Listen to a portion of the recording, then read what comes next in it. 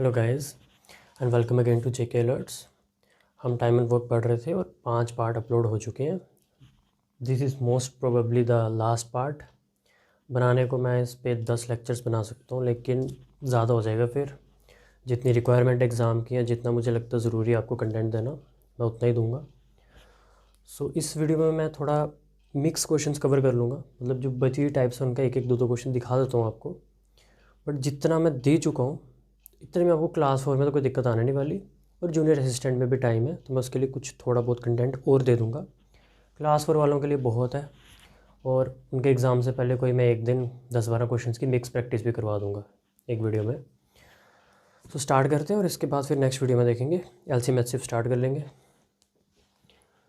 क्या बोल रहा है इस क्वेश्चन में? A can do half part of a work, 1/2 part means half part of a work in 5 days. B can do 3/5 part of the same work in 9 days and C can do 2/3 part of the same work in 8 days.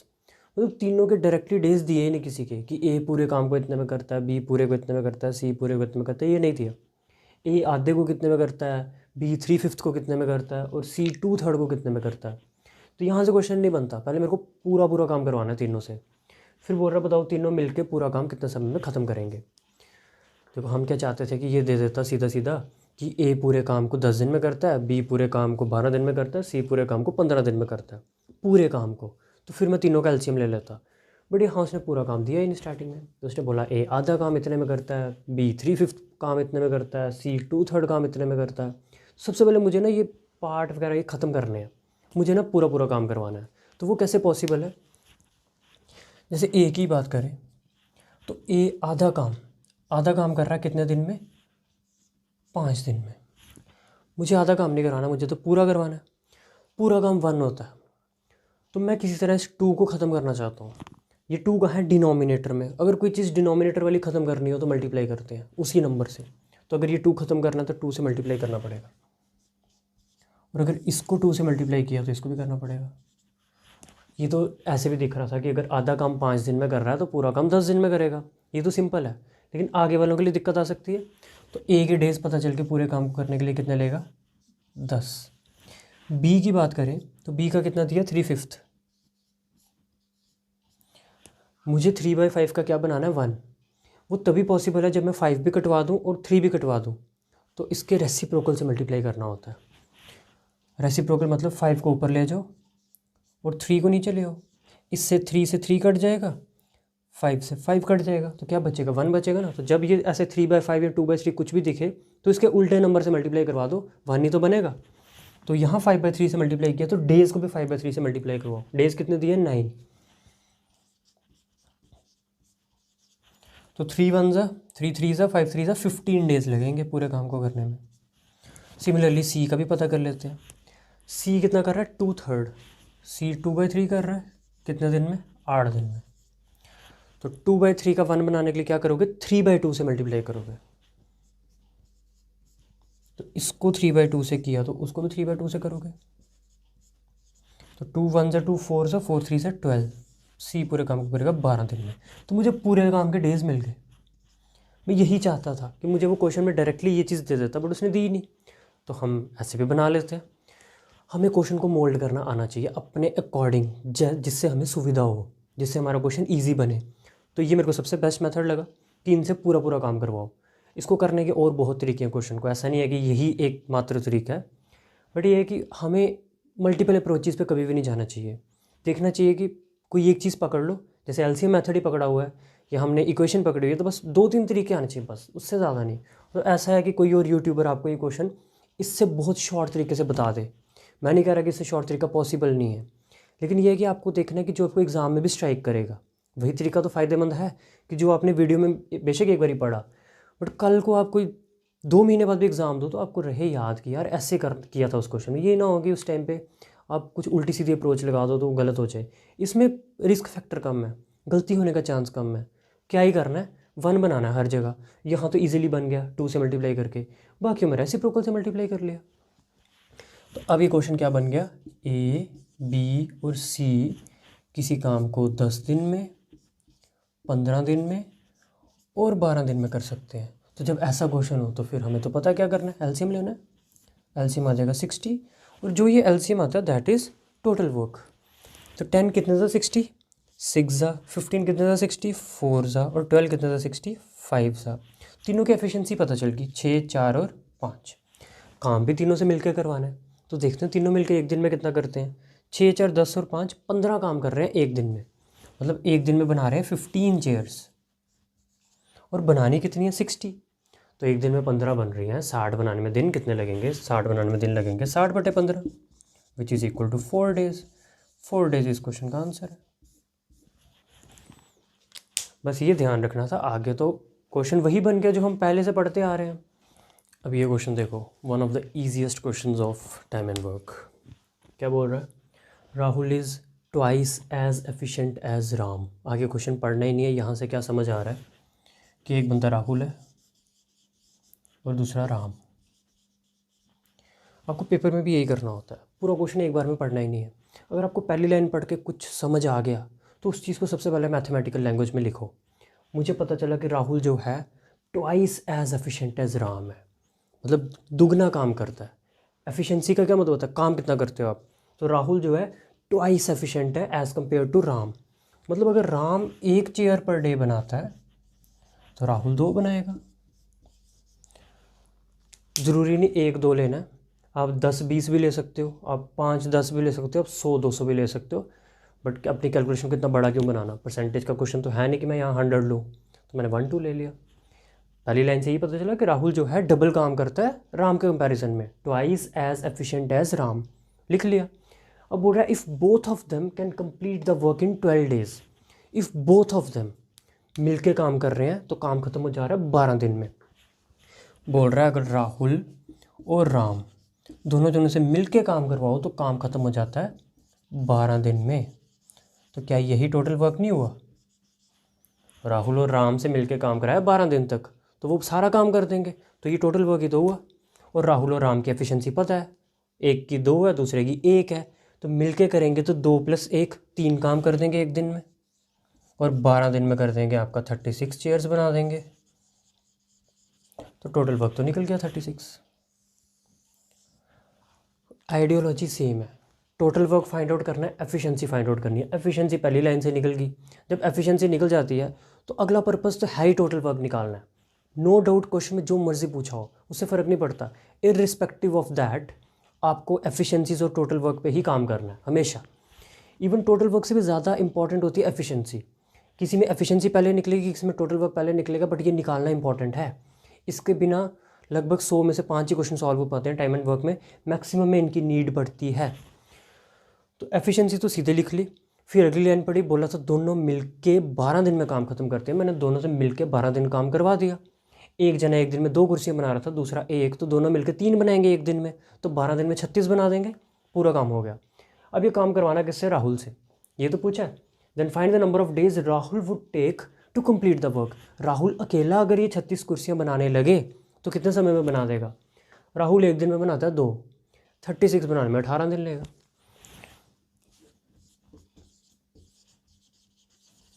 अब तो आपको पता है days कैसे निकालने होते हैं, कि काम कितना करना है जो कि 36 करना है, डिवाइडेड बाय वो एक दिन में कितना करता है, वो एक दिन में 2 करता है, तो 36/2 कितना होता है, 18। बताओ इस क्वेश्चन में था कुछ तो। क्वेश्चन ज़्यादा लंबा, सोल्यूशन बहुत छोटा।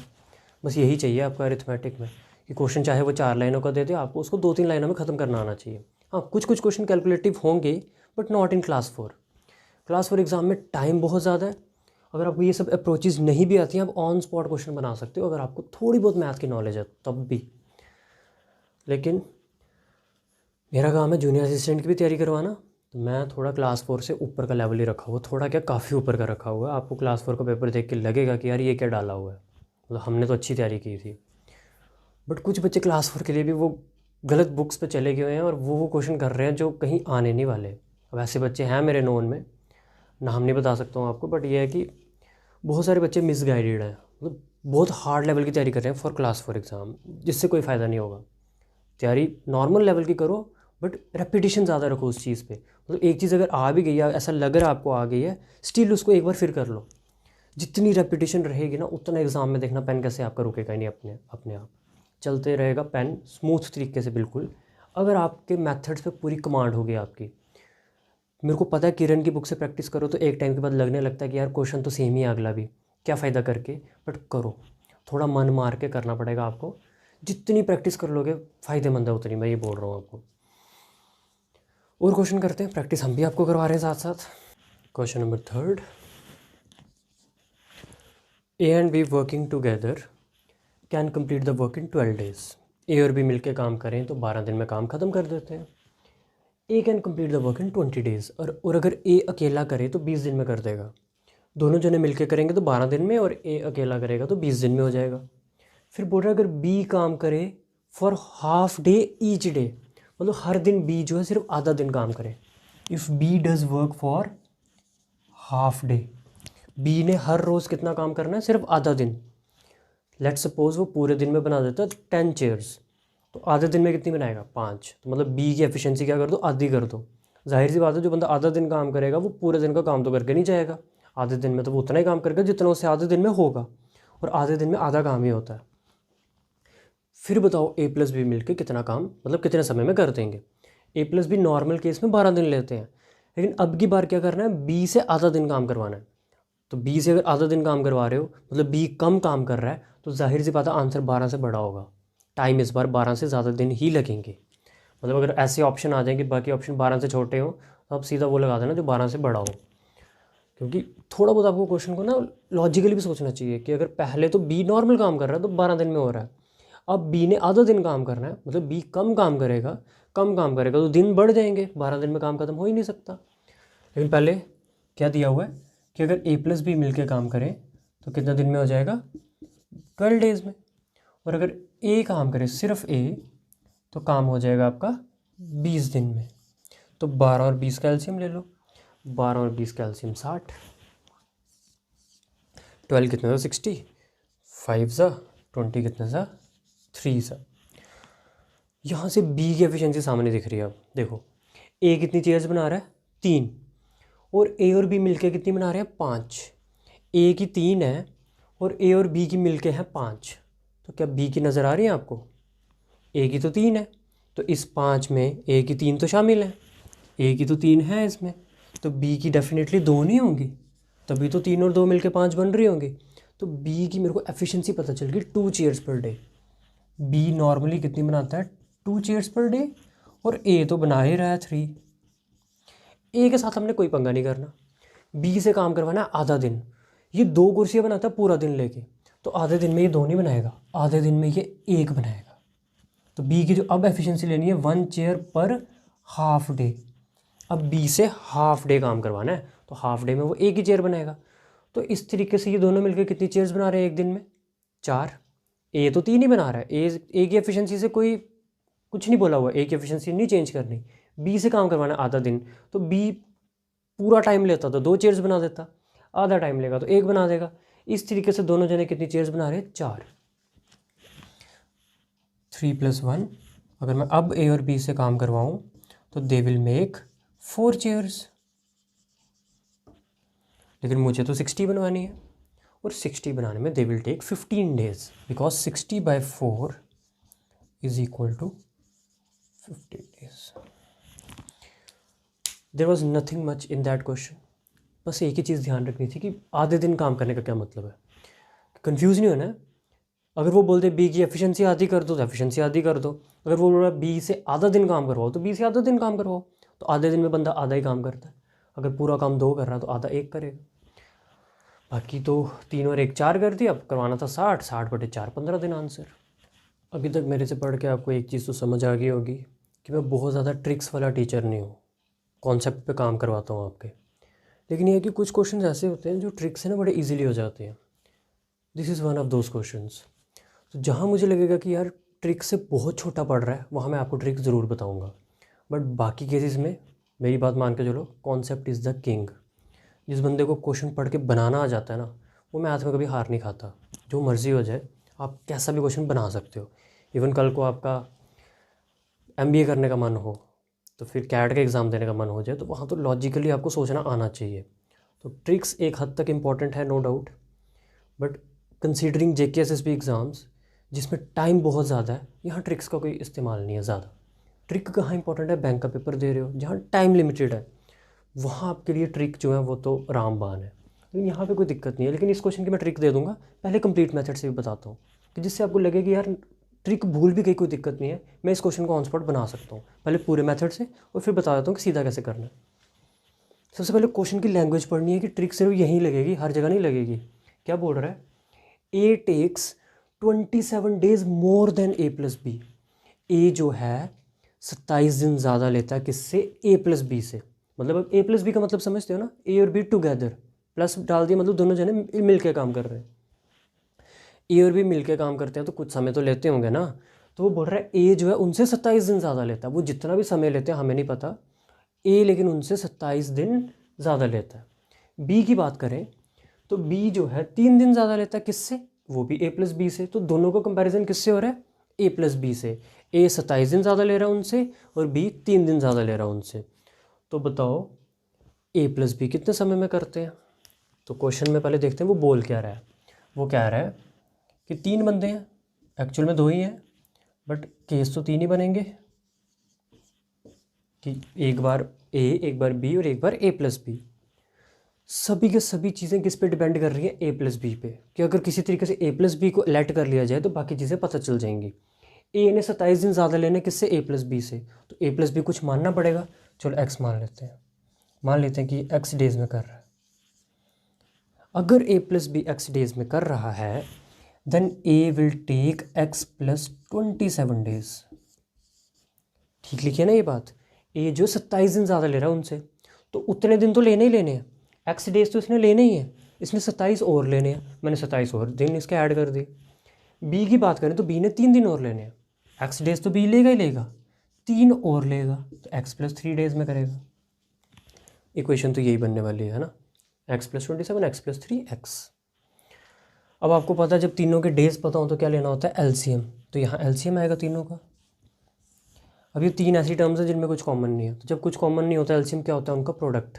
तो इनका प्रोडक्ट किसके बराबर होगा, x into x plus 3 into x plus 27। यहाँ पे वही जो 60 लिखता था मैं, 12 15 20 का एलसीएम 60, ये एलसीएम ही है, ये टोटल वर्क है। अब जब ये टोटल वर्क आ जाता था फिर हम इसको इससे डिवाइड करते थे, है ना, 60 को 12 से डिवाइड करते थे, यहाँ 5 लिखते थे जो एफिशिएंसी होती थी। सेम चीज़ यहाँ करनी है, बस यहाँ नंबर्स नहीं है, यहाँ अल्फ़ाबेट की फॉर्म में है, मतलब एक्स आ गया बीच में, वेरिएबल आ गया। तो डरना नहीं इसको देख के, करना तो वही प्रोसीजर है, इसको इससे डिवाइड करना। जब इसको इससे डिवाइड करोगे तो ये वाला फैक्टर और ये वाला फैक्टर कट जाएगा, पीछे क्या बचेगा, एक्स इंटू एक्स प्लस 3। जब इसको इससे डिवाइड करोगे तो एक्स प्लस 3 वाला फैक्टर कट हो जाएगा, पीछे क्या बचेगा, एक्स इंटू एक्स प्लस 27।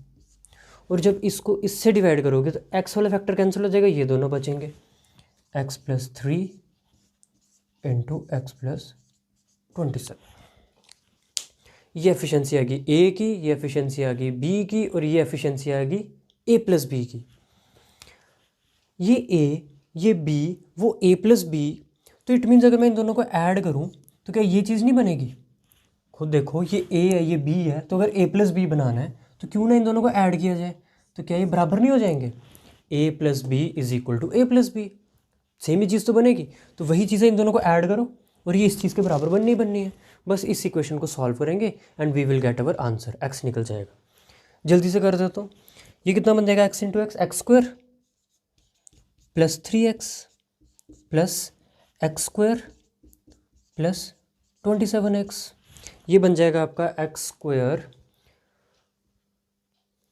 पूरा ही कर लेते हैं, x square plus 27x plus 3x plus 3 into 27 81। अभी अगर ध्यान दोगे ना तो बहुत सारी चीज़ें कैंसिल आउट हो रही हैं। क्या क्या, 27x यहाँ भी था, 27x यहाँ भी था, 3x यहाँ भी है, 3x यहाँ भी है, एक्स स्क्वायर यहाँ भी है, एक्स स्क्वायर यहाँ भी है। तो लगभग सब कैंसिल हो गया, पीछे क्या रह गया, एक एक्स स्क्वायर रह गया और एक 81 रह गया। मतलब एक्स स्क्वायर बराबर 81, एक्स बराबर रूट 81, एक्स बराबर 9। तो it means A plus B कितने दिन में कर रहे हैं, 9 दिन में। ए प्लस बी पूछा होगा तो मैं बोल दूंगा 9 दिन में कर रहे हैं। बी पूछा होगा तो मैं बोलूँगा 9 + 3 12 दिन में कर रहा है। ए पूछा होगा तो मैं बोलूँगा 9 + 27 36 दिन में कर रहा है। मैं मतलब सब कुछ बता सकता हूँ ना इस क्वेश्चन में, लेकिन उन्होंने क्या पूछा था, ए प्लस बी, तो ए प्लस बी कर देगा आपका 9 डेज़ में। 9 days is your answer. Equation बना के तो कर लिया, but it took some time. देखो आ जाके सब कुछ कैंसिल हो गया था, बात सिर्फ इस पे आ गई थी 81 पे। तो अब इसी चीज़ का इस्तेमाल करके इसको 2 सेकंड में ख़त्म करते हैं इस क्वेश्चन को। मैं दोबारा करता हूँ, लेकिन इस बार with the help of trick. और इस क्वेश्चन में आपको ट्रिक से ही करना है, ये मेथड नहीं लगाना। ये जस्ट मैंने आपको बताया कि ऐसे हो सकता है, ये करना नहीं है पेपर में, फिर कोई फ़ायदा नहीं। आपको किसी ना किसी तरीके से दूसरे कैंडिडेट से लीड लेनी है। वो तभी ले सकते हो कि एक जना इस तरीके से कर रहा, आपने ट्रिक से कर लिया। ट्रिक हर जगह नहीं लगानी है, जहाँ लगती है। पहचान क्या है कि जो बंदों की यहाँ पे बात हो रही है, यहाँ ए की हो रही है, यहाँ बी की हो रही है, तो यहाँ इनके सम की होनी चाहिए बात। इधर ए होना चाहिए, इधर बी होना चाहिए, इधर ए प्लस बी होना चाहिए। चलो मैं फिर से बताता हूँ कहाँ पे लगेगी, लेकिन पहले इसको मिटाना है। तो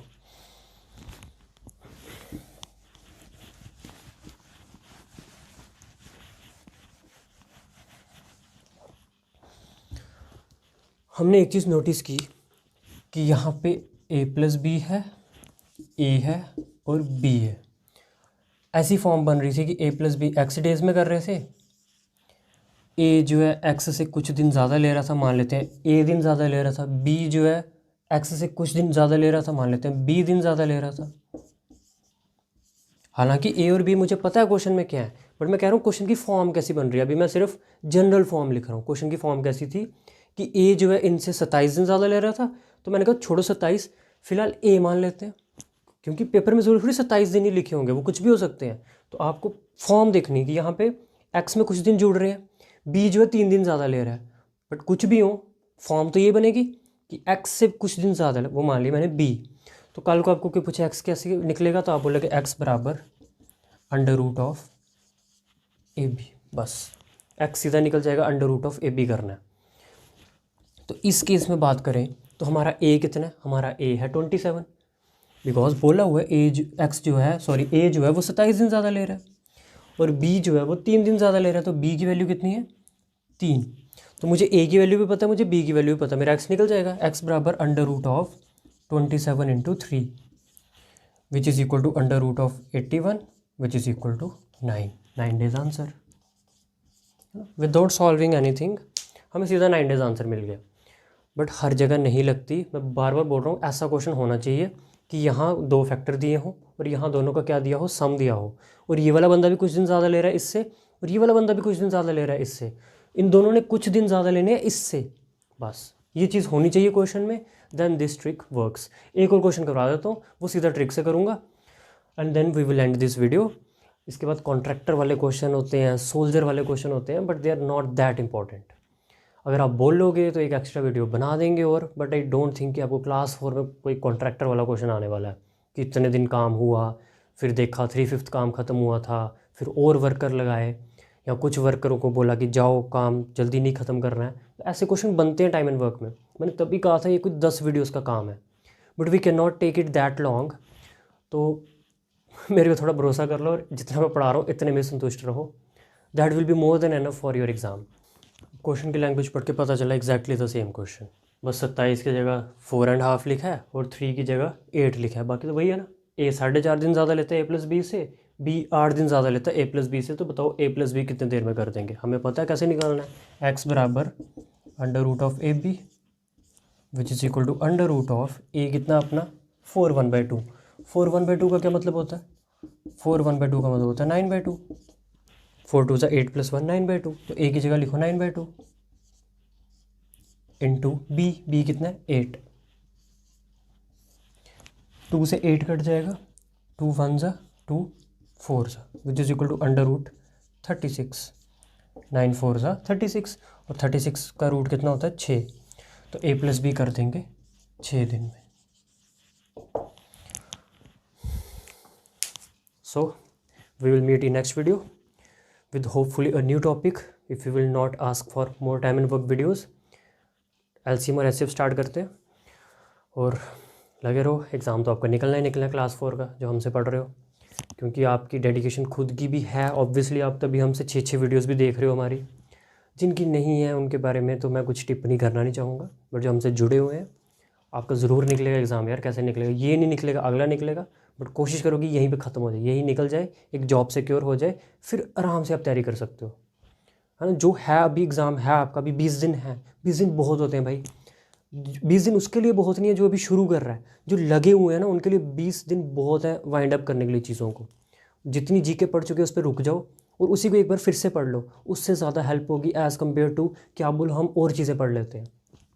मैथ तो धीरे धीरे चल ही रहा है, मैं बहुत ज़्यादा पढ़ा ही नहीं रहा हूँ, मैं वीडियो भी ओकेजनली डाल रहा हूँ इस टाइम पे, रोज़ नहीं डाल रहा हूँ, एक दिन छोड़ के एक दिन डाल रहा हूँ। क्योंकि आपको जितना दे रहा हूँ ना वो आपको पूरा डाइजेस्ट होना चाहिए पहले। ये नहीं है कि मैंने 2 वीडियोस एक दिन में डाल दी तो फिर आप ध्यान से तो देखोगे नहीं दोनों, आप बोलोगे ये 2 आ गई, अब पता नहीं कल एक और आ जाएगी।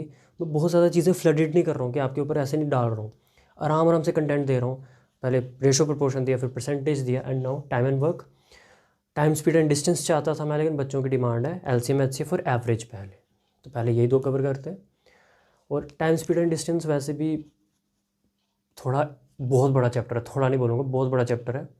कंसेप्ट 2 ही होते हैं, टाइम कांस्टेंट और डिस्टेंस कांस्टेंट, लेकिन इतने प्रकार के क्वेश्चन बन जाते हैं उसमें, तो इट विल टेक टाइम। मैं चाहता हूँ कि एलसीएम एचसीएफ 2-3 दिन में ख़त्म करूँ, जिससे आपको ये तो हो जाए कि हमारा एक टॉपिक कवर हो गया।